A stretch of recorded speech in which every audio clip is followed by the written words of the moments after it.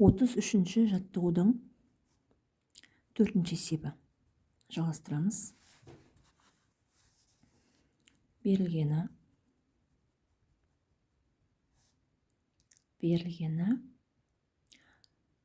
радиус берілген 40 сантиметр. Сосын майдың диэлектрлік өтімділігі берілген 2,5. Табу керек. Шарды майға батырғанға дейінгі радиусы 40 сантиметр арақашықтағыдай болады дейді. Электр өрісінің кернеулігінің, яғни арақашықтығын табуымыз керек. Кішкентай ерді табайық. Қыбыжық айналдырайық. 40 сантиметрге айналдыратын болсақ 100-ге бөлеміз, 0,4 метр болады. Әрмен қарай шешуі.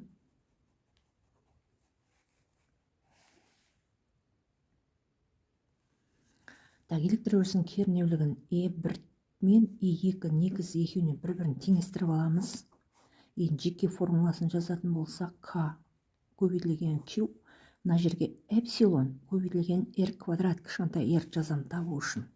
Ал E2-ге К көбейтілген Q бөлінген эпсилон жазбаймын. Бұл жерге эпсилон жазылады, бірақ ол 1-ге тең болады. Бұл жерге үлкен R жазам. R квадрат. Екеуін теңестіремін мына формулаға байланысты.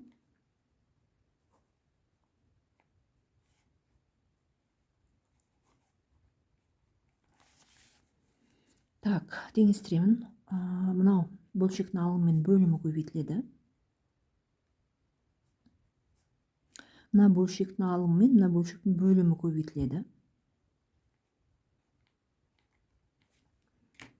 Сонда KQ қысқарып кетеді, не қалады? Қалады R квадрат, эпсилон кішкентай R квадрат қалады. Осы жерден R табуымыз керек. Яғни R квадрат тең үлкен R квадрат бөлінген эпсилон. R квадратты бұл бойынша қалдырмаймыз. Төбрасын аламыз. Эпсилон.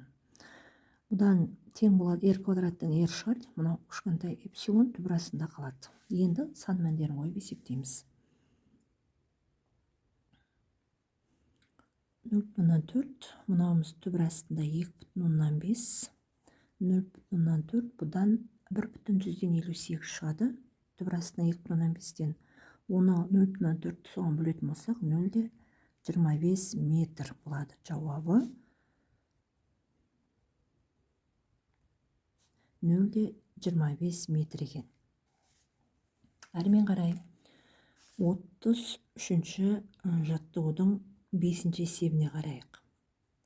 5-ші есебінде екі үлкен пластина орналасқан дейді.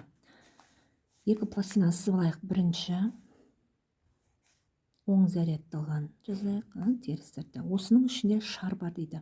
Шарик бар дейді. Осы шариктің арасындағы зарядымыз 20 микрокулон. Ал тығыздығы 800 килограмм бөлінген метр куб. Диэлектрлік өтімділігі 2-ге тең.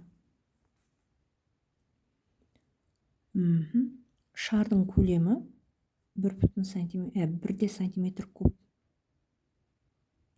Кернеулігі 100 вольт бөлінген метр.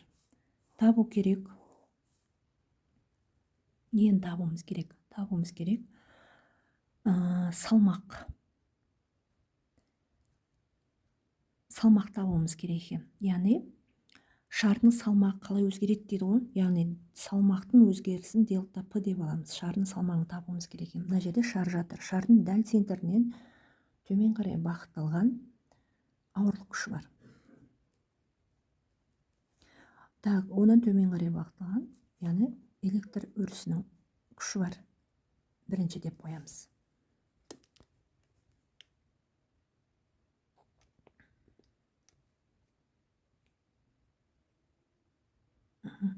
Әрмен қарай. Дәл енді осы жерден сол пластинаның іші тығыздығы 800 болатын килограмм метр кубпен диэлектрлігі бар эпсилон.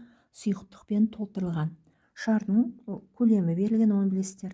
Сол толтырған мезеттегі салмағымен мынаны P1 салмақ деп қояйық, мынаны P2 салмақ деп қояйық. Сол кездегі салмақтардың өзгерісін табамыз. Өзгеріс деген сөз делта үшбұрышпен белгіленеді, ол салмақтың өзгеріс дегенін білдіреді. Төмен қарай бағытталады F ауырлық күші, одан төмен қарай бағытталады F электр өрісінің күші, оны F2 деп аламыз. Әрмен қарай енді делта P-ны табуымыз керек. Делта P деп отырғанымыз жалпы бірінші салмақтан екінші салмақты азайтқанға тең болады делта P дегеніміз. Ал енді формуларын жазатын болсақ,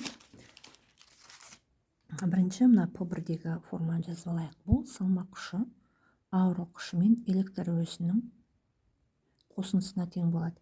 Себебі екеуі де төмен қарай бағытталған, яғни салмақ күштер екеуінің қосындысына тең. Ал екіншідегі салмақ күшін жазатын болсақ, ол енді ол жерде ауырлық күші де болады, қосылған электр өрісінің күші болады E2 деп қояйық, және азайтылады Архимед күшінен. Неге азайтылады? Себебі болат шарда жоғары қарай бағытталады. Сұйықтық болғандықтан бұл жоғары бағытталады Архимед күші. Ол денені жаңағы судың бетіне алып шығу үшін жоғары бағытталады. Бағыттары тең әрекетті күште бағыттас бірдей болатын болса, ол қосылады да, ал мынау соған кері бағытта болса азайтылады. Бұны мынаны бірінші формула, мынаны екінші формула дейік. Әрмен қарай енді осы формулаларды орындарына жалпы формуланы қойып шығайық. Бірінші P1 ауырлық күші mg қосылған электр күшінің формуласын білесіздер. Q эпсилон болады біріншіде. Себебі бұл жерде ешқандай сұйықтықпен толтырмаған, ол жерде ауа бар. Ауада эпсилон 1-ге тең, оны жазбаймыз. P2-де mg қосылған электр өрісінің күшіне енді G көбейтілген E болады, бөлінген эпсилон болады. Эпсилон деген алған себебіміз бұл жерде сұйықтықпен толтырылған. Ол сұйықтықтың диэлектр өтімділігі 2-ге тең. Сол себептен бөлінеді эпсилонға. Так, азайтамыз. Архимед күшінің формуласы сұйықтың тығыздығы, еркін сөндеуі және дененің көлеміне тең екен. Так, бұны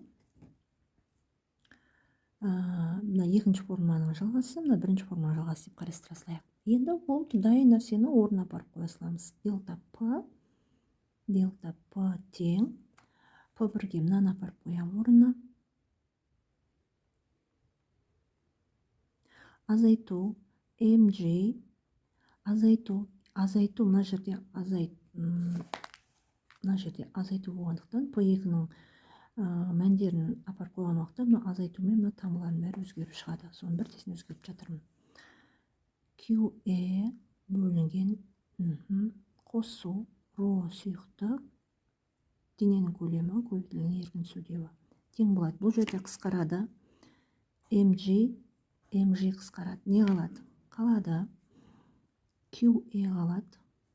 Азайтылған QE бөлінген эпсилон қосылған ро көбейтілген дененің көлемі және еркін сөндеуі.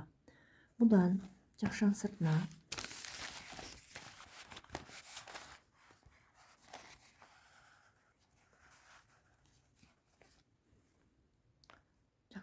шығарамыз. QE-ні сонда 1 азайту 1 бөлінген эпсилон қосылған мына формуламыз қалады. Бұдан сан мәндерін орнына апарып қояйық. Делта P тең Q-дің орнына 20 көбейтілген 10⁻⁶ дәрежесінде кулон, эпсилон 2 электр өрісінің кернеулігі 100 вольтқа тең, жақша 1 азайту 1 бөлінген 2 қосылған тығыздық 800-ге тең, бұл 10-ға тең. Q-мыз мынау дененің көлемі 1 сантиметр куб, ода 10⁻⁶ дәрежесіне метр кубқа тең болады. хбж айналдырған уақытта бұнымыз тең болады. Жалпы жақшаншын бәрін орындаған уақытта 9 көбейтілген 10 - 3 дәрежесі ньютон болады. Оны 9 милли ньютон деп алсақ та болады. Міне есептің жауабында шықты.